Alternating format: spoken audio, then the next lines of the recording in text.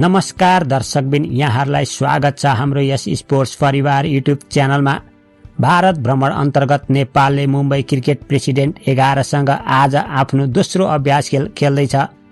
आजको यस भिडियोमा हामी यसै खेलको समय तालिका र प्रत्यक्ष प्रसारणबारे विशेष चर्चा गर्नेछौँ। भिडियोलाई अन्तिमसम्म हेरेर साथ दिनुका साथै भिडियो मन परेमा एक लाइक पनि गरिदिनुहोला।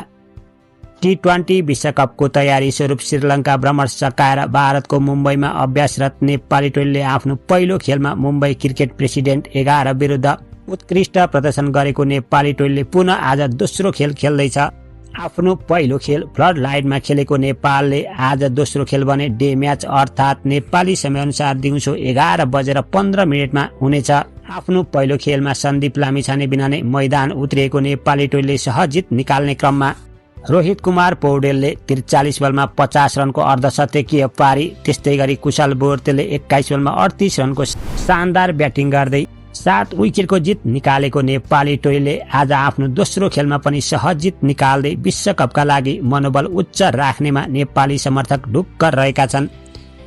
यस खेलको प्रत्यक्ष प्रसारण भने तपाईले क्यानको official YouTube channel cricket association of नेपालबाट सजिलैसँग हेर्न सक्नुहुनेछ।